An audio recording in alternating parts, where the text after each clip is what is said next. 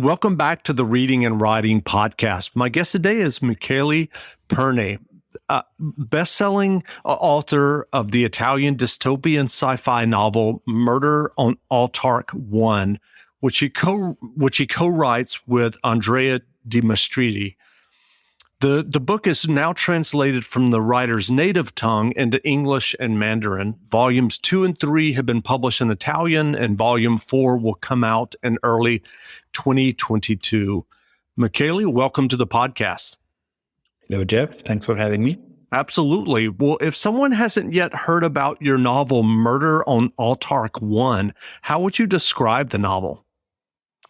It's a dystopian mashup. It's a future noir science fiction novel. It's set around 200 years in the future in an imaginary belt of 6 different planets that appeared from day to night next to our planet. And it's the last refuge of the human race. And do you remember the original idea or impetus that led you to co-writing Murder on Altark 1? Sorry, Jeff, the original idea you were saying? Yeah, do you remember the original idea that led you and your co-author to write the book?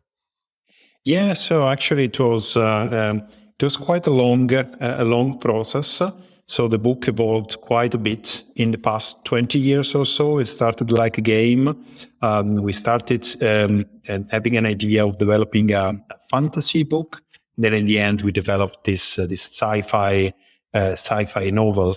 And in the novel, we will be able to see a lot of different geeky and nerdy background that both myself and Andrea have. And I'm curious, what was the writing journey that led you to writing these novels together? You mentioned you had originally thought of it as a fantasy novel. Were you originally playing it as a game and then you decided to turn it into a novel? Can you tell us a little bit about that? Yeah, that's actually correct. I mean, myself and Andrea, the co-writer of the saga, we have been childhood friends, best friends since 30 years now, since we were really kids. And we have always been creative kids. So when we were small, we were playing with toys as all the kids do.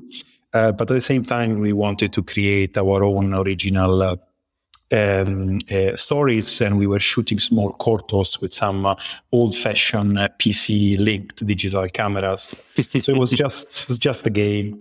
And we were always creative. And we started working on an idea as a game when we were around 10, we're quite small.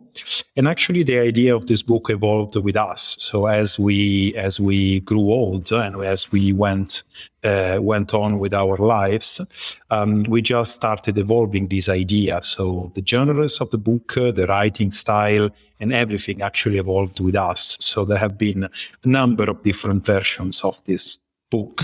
And in 2020, the last version was finally out and published. Sure. And can you tell us a little bit about exactly how you collaborated? Did you sit down and plan out the plot of the novel together? Did you both write different chapters? How did that work exactly? Yeah, this also evolved quite a bit over time. So again, it started as a game. So we used to just meet in Andrea's summer house in South Italy, close to Naples.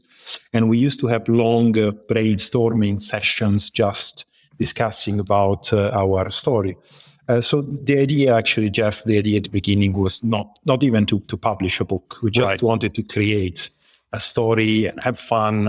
And it was just, it was so nice to just meet together with your best friend and just create a wonderful story, and we could squeeze in all the different ideas that we had as kids, and we started working on that, and at some point, I think quite naturally, we started noting down our conversations. So we used to talk for hours and hours, and at some point we just thought, okay, let's just take some notes about this conversation. And actually the creative process started from that. And then it moved from there. And then we started having these chats more and more often. And it became a routine for us. So we were having it when we were meeting in Rome, when Andrea was visiting me in London, when we were going in South Italy, and also at some point, from day to night, it's something that started happening virtually in every phone conversations that we were having. So we were just always talking about our stories and always developing it. And going back to the other questions, actually, the process of co-writing evolved also quite a bit. So right now we both work at the plot of the story. So we discuss the big story, the scripts, and then the practical act of writing ended up being mostly Andrea. Gotcha. Hey, this is Jeff from the Reading and Writing Podcast. Do you know what I love when I'm reading a great new book? A cup of tea. It's such a fun ritual. Settling down with a cup of tea and a new novel that I'm excited to read.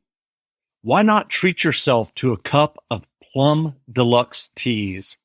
Every loose leaf tea is hand blended, fresh, using only the best ingredients. From bold black teas to relaxing herbal blends, incredible dessert teas, or fun floral flavors, there's a delicious tea waiting for you. And I'm not making this up. They have a flavor of tea called Reading Nook Blend Black Tea.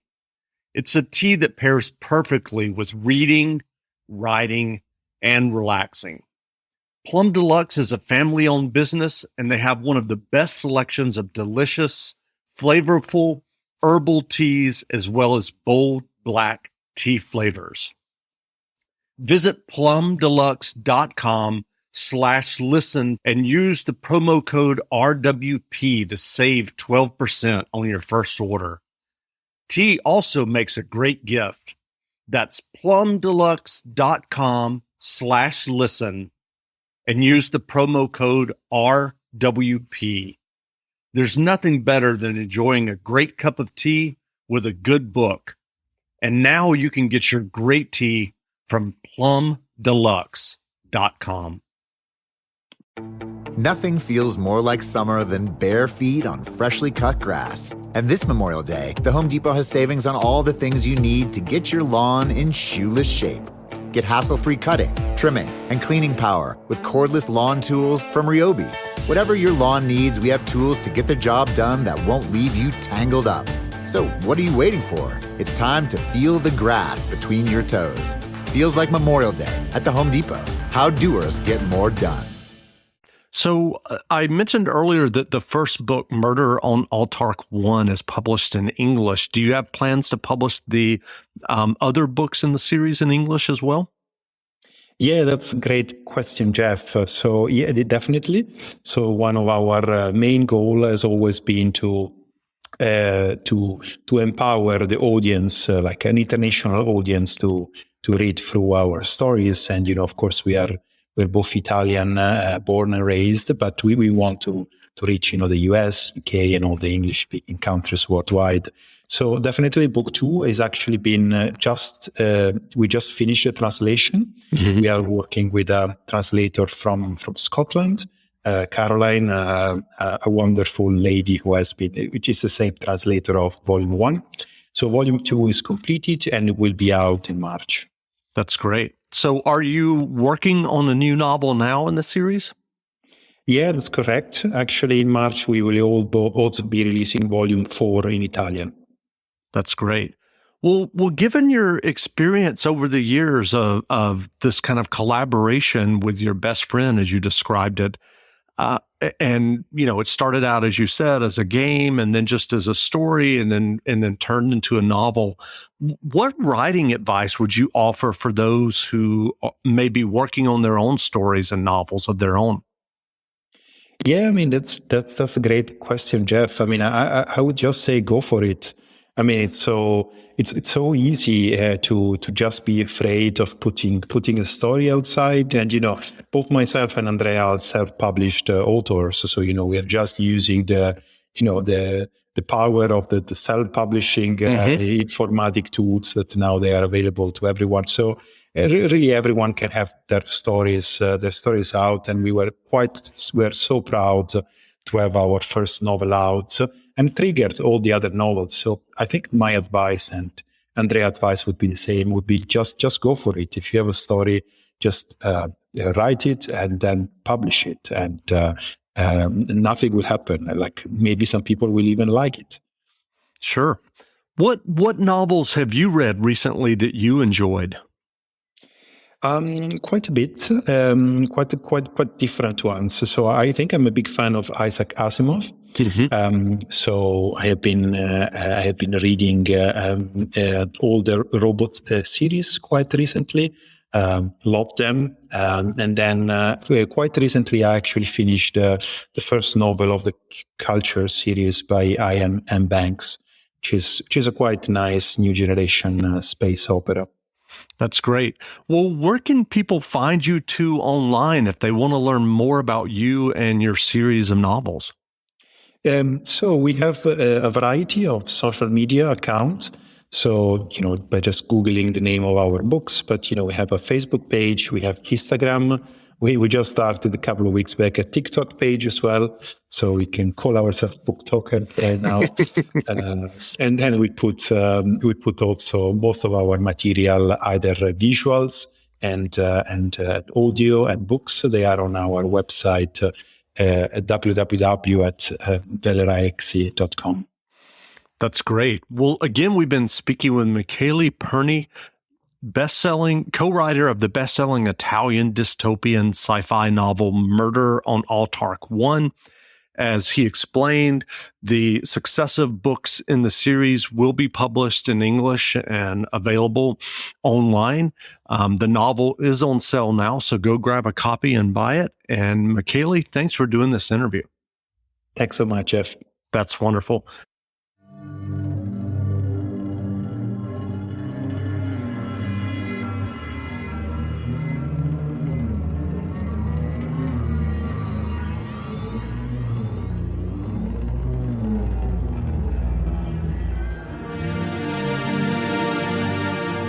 That night, I felt people more distant than ever from me. Blurred, like ghosts, wandering in a bad dream. I could see them talking to each other without really saying anything.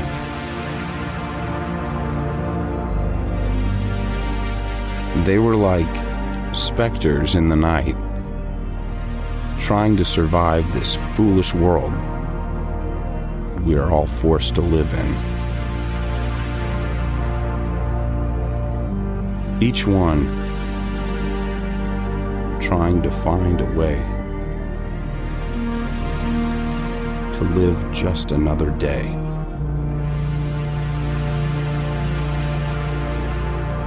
And then there was me. Everywhere I looked, I could only see human misery in all its shades.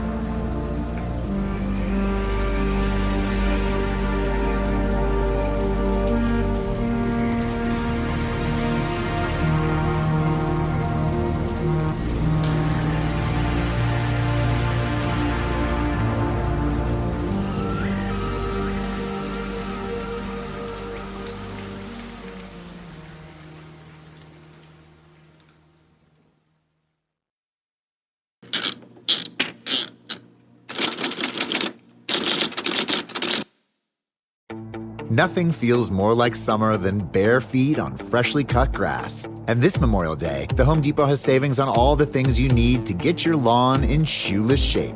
Get hassle-free cutting, trimming, and cleaning power with cordless lawn tools from Ryobi.